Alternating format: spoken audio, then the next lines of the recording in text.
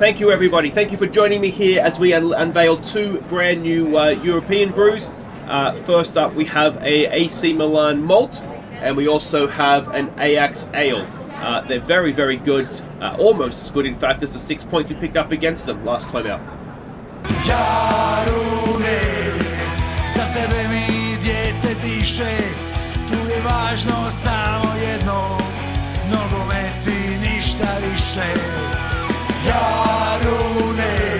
Hey guys, I'm Aussie Villain and welcome back to Jarun on the Impossible Dream. It's Season 12, Episode 6 today. We put Europe to one side as we try and essentially knock Dinamo out of the title race. They are 9 points back of Osijek, who are top. Well, we obviously are playing each other now for a game in hand, and they're 6 points back of us. So if we can win, 9 points back of the top two, they're almost done, aren't they? Now, we're in a little bit of trouble in the sense that Osijek isn't playing in Europe, so they can just focus fully on the league and the cup. Of course, the JAGs will face them in the second game of the episode. So there's not too much else to catch you up on off the field because we've come straight back from that wonderful double win in Europe last time out. So let's go and see what we're doing here against Dinamo. And, well, we're putting out the strongest side we can. We're expecting a 4-2-3-1 out of them. And, yeah, it's the strongest side that we can that doesn't include any JAGs. We need them fresh, ready to go for for the game against Osijek. So Pinter in goal, Sanchez, Crespi, Jakabusic, Van Groningen and Gonzalez will be the width. Montel, Vazgaard, Gavia, Mazzoleni and Lacko will be the rest of the team. Alright, so we can see the team sheets. That's a different goalkeeper that had like a Korean guy or something, didn't they, last time we played them? Don't recognise anybody else that we've had previously. We haven't really had much crossover. We've signed a couple of their players sort of earlier on in the series, but we've not really had too much of a crossover with them. I think just stick to the game plan and we'll be fine here. I don't really know what to expect from them, to be honest. They are doing okay in the Europa League. I think they're 7 points from their 5 games, or I think it's 5 games they've played. And Slaven, the only 3 teams have got through into the group stage, and they're struggling a little bit. They've only got 4 points from their 5 games, so it could be quite a disastrous season for us in Europe as a league. If it's only ourselves and Dinamo that get through into the knockout rounds, you wouldn't think we're going to go too far in Champions League knockout. I mean, we could do. I don't think we're maybe consistent enough defensively. Although we've done okay, haven't we? Maybe we could shock a few. But yeah, I mean, Dinamo, how far are they going to go in the Europa League realistically? I thought we'd get our 6th spot back in the league standings from Portugal quite quickly. It may not happen as easily as I had hoped. But anyway, let's worry more right now about the league. And yeah, this is one of those where it's definitely a do not lose game for us. Ideally, though, we want to try and stay level with Osijek if we can. There's a nice ball for Gonzalez. Gonzalez to Vazgaard, who's in. Vazgaard's not going to miss that. And his 4th of the season gives us, it was not quite an early lead, 12th minute, but we'll take it. I always think inside 10 minutes is an early lead, isn't it? But, yeah, very nicely worked. Nice ball from Gavia to find Gonzalez. Gonzalez picked out the run of Vazgaard beautifully, and Vazgaard just belted it straight in. We will need to talk, I mean, we've got next episode and then we've got the winter break. What do we do in the January transfer window, just the transfers in general? Because we've got 80 million to spend. There's Gonzalez just over the top. We've got 80 million to spend, but when I'm looking at this team, I don't really know where we can strengthen it, because anybody that we sign is going to probably defensively. We could probably do better at centre-back. As Crespi is about to prove me wrong as he lays it off for Mazzoleni. It is 3-0. No, it's not. It's 2-0. Gonzalez missed his header, didn't he? I run out of fingers at one. Yeah. Crespi did really, really well there. And Mazzoleni, goalkeeper got a hand to it, but not able to keep it out. But even at centre-back, like Crespi and Sanchez, attribute-wise, are quite good, and Jakabusic, attribute-wise as well, is quite solid, although we could do probably better. So maybe centre-back is where we could still strengthen a little bit. But everywhere else, we've got really good, I mean, we've essentially got wonder kids, and signing somebody as it's floated up, and Mazzoleni has another one. And this is a demolition of Dinamo Zagreb. Yeah, but anywhere else that if we sign players, we're just going to be taking away game time from good young players that we already have. Now, where the issue could be is if we have to sell somebody because, like we saw with Torres, where they're not willing to negotiate a new contract. Maybe that is where the transfer budget will come in handy. Is we can go extra big to replace them. So yeah, I don't really want to go and sign a player just for the sake of it. I don't think. But yeah, we'll see. Gonzalez is a cracking cross, and Mazzoleni.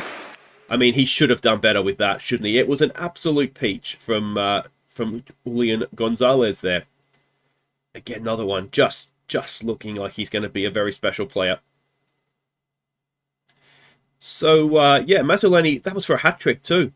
He should have done better with that. But yeah, I just feel like in midfield, again, maybe we could get better backup options. But yeah, I don't think there's any desperate need to go and spend money. That I mean, yes, we have it, but yeah, I'm just not sure. Let me know what you guys think. The best way to go about the transfer window. What do we want to say to this? Don't let complacency creep in. Is probably a good thing to do, considering Busic is looking complacent, mate. Come on, man. I'm so let down by him this season. He's not actually playing that badly now, and he is happy again. But yeah, when I didn't replace Monsalvo, the whole reason I didn't replace him was to let Busic come in, be your first choice, first team player, and prove that he could do it. And he's just struggled, But that's okay. He's still young. He's what I say was 19, 20. So he's doing okay. He's already got a cap for Croatia. Here we go with Gonzalez to Sanchez to Vazgard. Montel wide for Lacko, and he makes it 4-0. I think he's onside, isn't he? I'm fairly sure if there's Lacko they're looking at, I'm fairly sure he's onside. I don't think there's a problem with it. We're going to find out any second. And indeed there wasn't. So it is 4-0. What's our biggest win over Dinamo, I wonder? Vazgard, cross for Montel, cross for Lacko. I'd be annoyed at him if he was caught offside there, I've got to say, looking across the whole line like that. I think Graf is the one that's played him on. And, I mean, it's a lot closer than it needed to be, isn't it? But he did stay on, so we'll give him the benefit of the doubt that he knew what he was doing. Now, there's not too many options to bring off the bench, ideally, because I want the JAGs fresh for the game against Osijek. That's going to be such a tough game for us. I'm assuming that they're going to put out a strong side. Hopefully they won't. Hopefully they'll rotate and give us a real chance to get past them, as that was always looking like it was floating over the top. Kovacic is not a JAG, so we'll bring him on for Von Groningen. Who else here isn't a JAG? Zinko isn't a JAG, so let's take off Montel on a booking to protect him. And everybody else there, apart from Alvarez, is a JAG, and I don't see a sense in bringing on Alvarez right now. And I thought we'd have a really, really tough game here, but yeah, our first choice team is quite good, as it turns out. So yeah, very, very pleased with this. And we're not going to do a Slaven and blow a 5-goal lead almost. The worst thing about that Slaven one last episode, I showed you the highlights. I didn't obviously show you the game. Would have been a good one to show, because you would have seen a meltdown in live real time. But that our goal difference should have taken a real boost there. But obviously, instead of having a +5, we ended up with a +1. But anyway, 3 points is what matters, and we've got that there. And that sends us back to the top of the table, +2 on the goal difference. I'm not sure what the head-to-head with Aussie is, because I'm pretty sure we've beaten them at least once already. So that's a positive. But yeah, Dinamo really are going to struggle to stay in this title race now, I would say. Still a long way to go, obviously. We're just at halfway, or just over halfway. 36 games, so 18 would be halfway, wouldn't it? But you wouldn't think ourselves and Osijek are both going to suddenly drop off a cliff in terms of form like that. So that's excellent. Well done to us. It's the JAGs next against Osijek. Okay, welcome back. Here we go with the JAGs away to Osijek. This would be a tough game with our first choice team. Never mind with the JAGs. Nice to see our affiliate team in the second tier still going as well. They've a tough one against Barristan, but hopefully, maybe they can spring an upset. Now, we're expecting a 4-4-2 out of Osijek. Now, they're a bit of a strange one because they play sort of a wing style, but all their assists are through balls, so makes it difficult to know how to set up against them. But these are the JAGs that are going out. So Kostic in goal, Tankovic, Skolabar, and Teninski will be the back three. Dovisar and Kovacek will be the width. Perso Ormarkic the second is going to play in midfield with Siraj, Kranjak, and Madzar, the front three. Alright, so here are the team sheets. I'd love to say I've looked over it and I recognise whether that's a strong team of theirs or not. Dolling is on the bench, so he's used to being there when he plays for us, isn't he, or against us? Alright, put on a worthy display. I think just play your natural game. Dovisar's looking nervous. Dovisar got called into the Croatian team, like the senior Croatian team last international break. Which, yeah, surprised me. He's doing well, but I wouldn't have thought he's doing quite that well. But anyway, good luck to him. It's not bad when your third choice right back's a national team player for Croatia, is it? So yeah, this is what we've got. Of course, Haska is injured as well, which is why he doesn't feature in this one. So that is a little bit of a blow for us, because I would have liked, I think, to have him in midfield. But we'll give Ormarkic the chance to start and see what he can do. In all honesty, I do kind of expect to lose this one. It's a good ball to the back post. Pinball's in there. Teninski tries to keep it alive, and the goalkeeper pushes it over, and we'll have a corner.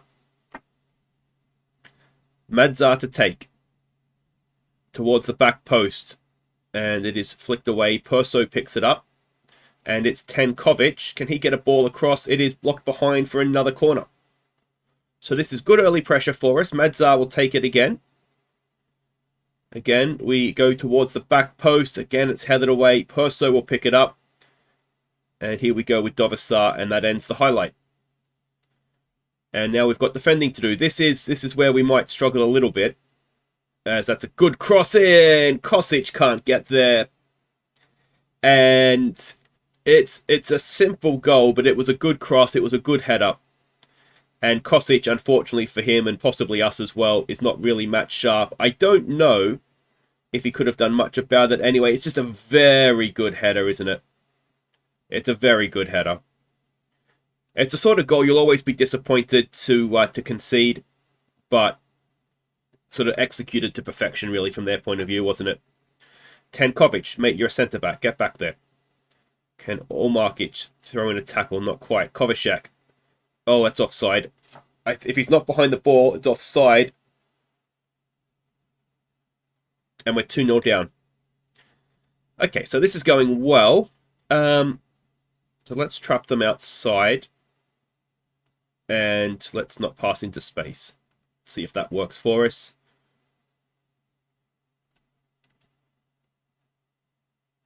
Is that not offside? Do we get another look at it? He looked, to me, to be ahead of the ball and ahead of the defence. But maybe not. And yeah, well, it couldn't have started much worse for us. 2-0 down in 10 minutes. Let's encourage them. And we did get off to a decent start too, didn't we? All right, we've got a corner.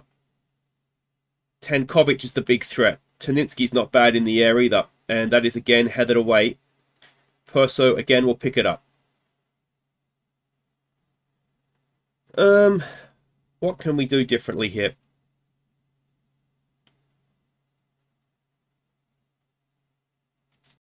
I wonder. I was tempted going into this to try just putting Madzar up front and having two number 10s in behind, Siraj and Ormarkic. The problem with that I could see is that Madzar is very much sort of like lead the line, poacher, advance forward sort of player. I wasn't sure how we would play number 10s with that, because ideally I think Siraj just over. Ideally you want, if you're going to have that, you want the striker sort of dropping back and linking up with the midfielders coming through. It's sort of mentally the way that my brain processes playing like that. So unless we have one going on and one sitting to sort of put the passes through, Kovacek does well there. Good ball to the back post. Madzar! It's blocked away by the defender. And we could really have used that going in before half-time, couldn't we? We've not been terribly outplayed there. We've just had 2 minutes of madness. And that has cost us. So let's go with unlucky. Try and build the confidence up a little bit here. We'll pump our fist, tell them to go and prove it. We have faith in them and all that kind of stuff. And what can we do differently? Okay, so let's go with a high line. Let's trap them inside. They are playing with wingers. Alright, let's leave it at that for now. The problem is that if we take Kranjak off, we don't really have another striker to bring on. I wonder if we can, because he just hasn't been involved, has he? So I wonder if we go with a double advance forward. Madzar, I don't think. He's just a front, he's just, yeah, off the ball composure, finishing dribbling. He's just, yeah, unless we try him just as a poacher. It says he can play as a complete forward. I don't see that. Let's just try him as a poacher. Yeah. See how that goes for us. We need to try and get the front two involved, don't we? Because they've not really done anything yet. And we've got defending to do. Oh, they're just picking us apart. Kosic has gone straight through him. And as good as the performance was against Dinamo, this has not been a good one. So we're going to make changes. Siraj can come off. We'll move all Markic forward. And we'll bring on this guy who's quite good.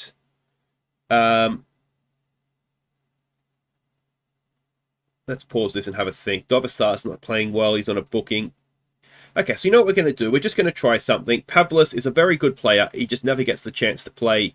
So he can go out there. We'll play him as a winger. It'll be a very random thing. He's not going to quite understand what he's doing. Kovacek's going to be, why is there someone in front of me all of a sudden? And we probably don't want him drifting out there as well, just to further further block up the space out there. So you can just go as an attacking central midfielder. Actually, you know what we probably want? What we probably want is a Mazzella on the other side, don't we? So you go as a deep-lying midfielder. And then Perso, you go play as a Mazzella out here. Look at the space he's going to have. That looks like it's like almost tactically something, doesn't it? Oh, excuse me, almost choking on air there. All right, Cernek. No, Cernchek. I don't know how I'm saying that. He crosses it in. It's towards Madzar. It's headed away. And Cernchek has won it back. He's got Kovacek out wide. Can he get a cross in? He can. It's a horrible finish. Madzar, dude. What? That was all. What's his face? Turpic finished that one. He's playing a 6.0 now.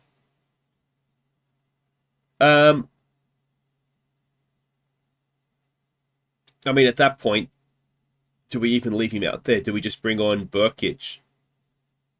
I don't even think there's a point of leaving Madzar on if he's that bad.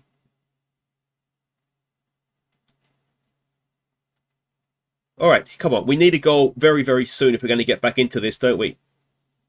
Cernchek. Purvis to Burkic. Let's see what he can do. He's already done more than Madzar, I think. Pavlos to Kovacek on the overlap. Go back to Pavlos. It's in the middle. It's there for Perso. Oh, he's got to hit it first time. He's taken a touch. He didn't have time to take a touch. Dovasar's having a nightmare. We're out of subs, though, so he'll have to just be better. Toninsky gets it wide for Dovasar. Dovasar to Perso. Perso headed away. Back to Cernchek, who has a go.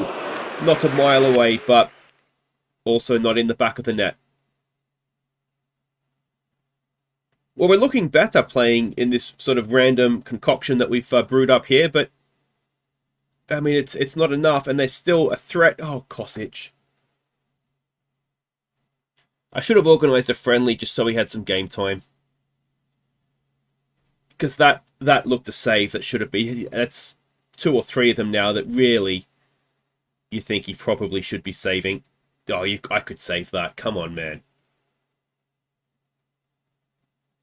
So the JAGs are getting their backsides handed to them in the quarterfinals of the Cup. I'm not sure if we made it this far before with the JAGs. I can't remember if we have or not. We may not have actually. But this has just been... It's been poor, hasn't it? Yes, I mean, we've got to remember this is a very good team. Osijek are a very good team. So, it was, as I said at the top, I did kind of expect to lose it. I thought we'd have enough to give them a bit more of a game than 4-0 in truth, as Burkic has a chance now on the break. I think what we needed for a start, Madzar to not play a 6.0. I think we probably also needed Kostic he needed to have a decent day, didn't he? And we had those few chances at the start, and they really did need to go in, didn't they? But we created a little bit towards the end, but ultimately we were completely outplayed. So yeah, I mean, a close game. That they took their chances. Maybe looking at some of the stats there, it wasn't quite as bad as the scoreline suggested, but ultimately there's nothing in it. It's why I don't mind throwing it away, because there's no prize money. We don't need it for Europe, so there's just a bit of a nothing really, isn't it? But anyway, hopefully you've enjoyed that. We broke even on the episode, so that's good. One sometimes may be good, sometimes may be shit, as Gattuso so beautifully put it. So next up, we will be back for Girona away. It is possibly our last chance to get points. Leverkusen at home would be tough. Juventus away is going to be very tough. So yeah, and then we've got Hajduk split away, and that'll take us to the winter break. So hopefully you'll be back for that, and hopefully we'll have a little bit more Dinamo, a little bit less Osijek in that one. Take care.